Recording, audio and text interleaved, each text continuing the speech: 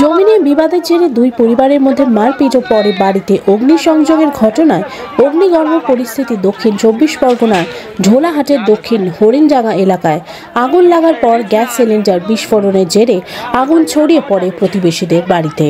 সব মিলিয়ে ৩টে বাড়ি, রান্নাঘর, গোয়ালঘর আগুনে পুরোপুরি ভস্মীভূত হয়ে গেছে।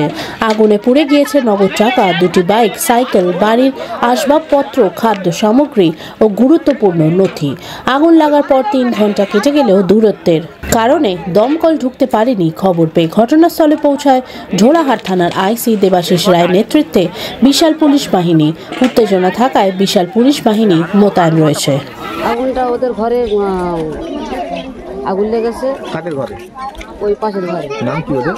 আইনুদ্দিন কুত্তাই। হ্যাঁ, ওদের ঘর পাশের ঘরে আগুন লেগেছে। সেই ঘরটা হয়েছে আগুনটা গ্যাসটা হচ্ছে বাস্ট হয়ে ভাসুদের ঘর পড়ে গেছে। ভাসুদের নাম কি? ভাসুদের নাম জলিল কুরকাই।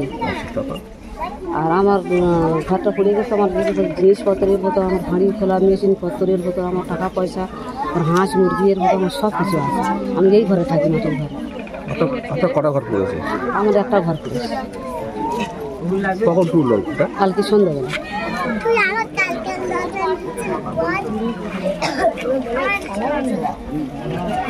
আপনার নাম? মইনুর বেয়া। কি চাইছেন আপনি এখন? কি চাইছেন? আমার কোনো অনেক জিনিস ক্ষতি করেছে, যেসব জিনিস আমার ক্ষতি করেছে সব জিনিস আমার দিতে হবে। আমার ঘর দিতে হবে, আমার জিনিসপত্রগুলো অনেক ক্ষতি গেছে। আপনার নাম? মইনুর বেয়া। বাড়ি? মাদার